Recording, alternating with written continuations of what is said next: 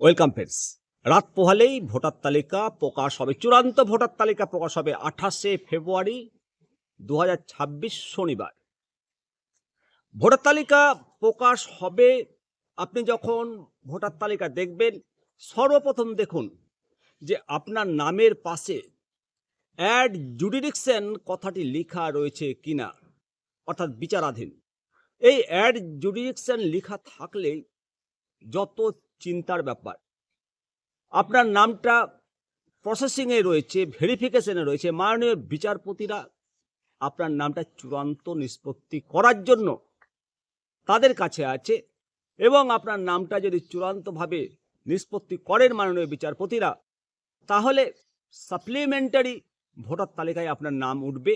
এবং যত দফাতেই ভোট হোক না কেন, 1 দফা, 2 দফা, 3 দফা, 4 দফা, যত দফাতেই ভোট হোক না কেন, আপনার নাম অ্যাড হবে, ট্যাগ হবে, এবং আপনি ভোট দিতে পারবেন। আগামীকাল যে ভোটার লিস্টটা প্রকাশ হচ্ছে, আপনার নামের পাশে যদি কোনো রকম মন্তব্য না থাকে, তাহলে আপনি চূড়ান্ত ভোটার হিসাবে ভোটার তালিকায় স্থান পেয়েছেন। যদি অ্যাড জুডিডিকশন কথাটা লেখা থাকে, তাহলে আপনার নাম এখনো বিচারাধীন রয়েছে, এবং সেই সংখ্যাটা বিশাল। 60 লক্ষের বেশি এই চূড়ান্ত ভোটার তালিকায় যাদের নামের পাশে অ্যাড জুডিডিকশন লেখা থাকবে। আর আপনার নামের পাশে যদি বাতিল বা ডিলিটেড থাকে, তাহলে তো বুঝতে পেরেছেন আপনি একেবারে বাদের খাতাতে চলে গেছেন।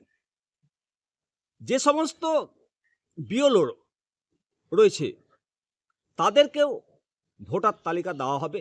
সেখানে গিয়ে আপনারা আপনাদের নামটা দেখে নেবেন, বা অনলাইনে নির্বাচন কমিশনের যে ওয়েবসাইট আছে সেখানে গিয়ে আপনারা দেখে নেবেন আপনার নামটা যে ফাইনাল ইলেকটরাল রোল, সেই রোলে স্থান পেয়েছে কিনা। সিও মনোজ আগরওয়াল জানিয়েছেন যে যত দফায় নির্বাচন হোক না কেন, তত দফাতেই সাপ্লিমেন্টারি তালিকা অ্যাড হবে, এবং আপনি সহজেই আপনার বিধানসভার কেন্দ্রের নাম এবং পার্ট নাম্বার দিয়ে ভোটার হেল্পলাইন বা ইসিআই যে ওয়েবসাইট রয়েছে, সেই ওয়েবসাইটে সার্চ করুন, সঙ্গে সঙ্গে আপনার নামের অবস্থান বুঝতে পারবেন। তাহলে কমিশন সূত্রে যে খবর, 28 তারিখ পর্যন্ত, অর্থাৎ শনিবার 28 তারিখ পর্যন্ত যতগুলো নাম ভেরিফিকেশন হচ্ছে, সমস্ত নাম ফাইনাল ভোটার তালিকায় স্থান পাবে। যদি আপনার নামের পাশে সাব জুডিকশন লেখা থাকে, বিচারাধীন লেখা থাকে, তাহলে মুশকিল। কিভাবে পরবর্তীতে আপনারা নাম তোলার জন্য আবেদন করবেন, সমস্ত কিছু পরবর্তী ভিডিওতে আপনাদেরকে জানাবো। ভালো থাকবেন। জয় হিন্দ, জয় ভারত।